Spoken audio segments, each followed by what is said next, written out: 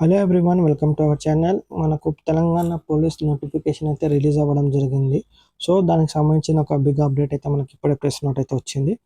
ఇందులో మనకి online application డేట్స్కి సంబంధించి క్లియర్గా మనకి ఇచ్చారు. అలాగే ఆన్లైన్ అప్లికేషన్ ఎలా చేయాలి అండ్ దానికి సంబంధించిన అప్లికేషన్ ఫీకి సంబంధించిన డీటెయిల్స్ అయితే మనకి ప్రెస్ నోట్ అయితే మనకు పోలీస్ రిక్రూట్మెంట్ బోర్డు నుంచి అయితే క్లియర్గా మెన్షన్ చేసినారు. సో ఒక్కొక్కటిగా మనం అన్ని డీటెయిల్స్ అయితే చూద్దాము. అంతకన్నా ముందు మీరు ఛానల్ని సబ్స్క్రైబ్ చేయకుండా ఛానల్ని సబ్స్క్రైబ్ చేసుకుని వీడియోని లైక్ చేయండి. సో ఇక్కడ మనం క్లియర్గా చూసుకున్నట్టయితే police recruitment 2026 online application 19th August నుంచి 9th సెప్టెంబర్ వరకు అయితే మనకి ఆన్లైన్ అప్లికేషన్ చేసుకునే వీలైతే ఉంది. సో ఇక్కడ మార్నింగ్ 8 19th ఆగస్ట్ అలాగే 5 PM 9th సెప్టెంబర్ వరకు అయితే టైం ఇచ్చినారు. సో మనం ముందుగా ఇక్కడ చూసుకున్నట్లయితే అప్లికేషన్ ఫీజు చూసుకుంటే ఎస్ఏ కేటగిరీలో మనకి సివిలో ఏఆర్, టీజీఎస్పీ, ఎస్ఏఆర్, సిపిఎలు అలాగే ఎస్పీఎఫ్లో, ఫైర్ డిపార్ట్మెంట్లో, ప్రిజన్ డిపార్ట్మెంట్లో అన్ని కేటగిరీల పోస్టుకి మనకైతే 750 రూపీస్ అయితే ఎస్సీ ఎస్టీ వారు కట్టాలి. అలాగే ఆల్ అదర్ కేటగిరీస్ అయితే 1500 రూపీస్ అయితే కట్టాలి.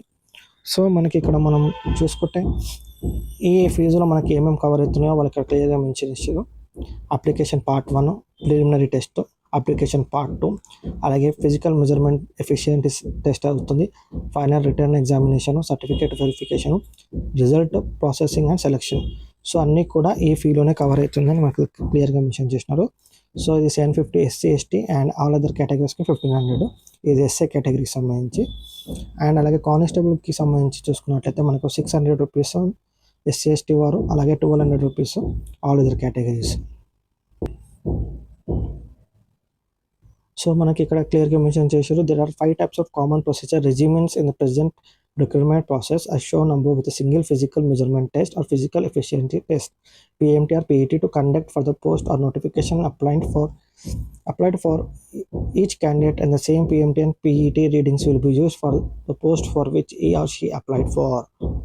As indicated above, those candidates who applied in more than one common procedure regime will be afforded the benefit of saving account of having a common physical measurement test or efficiency test ₹100 in case of OC or BC. Candidates for every additional common procedure regime applied for one common procedure regime and added ₹50 in case of ST and ST.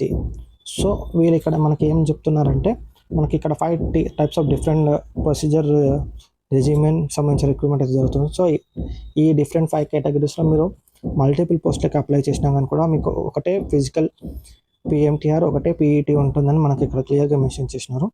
So దీనివల్ల ఏంటంటే మనకు అదనంగా 100 rupees fee కట్టడంలో మనకి అది మిగిలిపోతుంది అన్నట్టు ఇక్కడ క్లియర్గా మెన్షన్ చేశారు. సో సపరేట్ కాకుండా అన్నిటికీ ఒకటే కామన్ పిఎంటీఆర్, పీఈటీ ఉంటుందంట.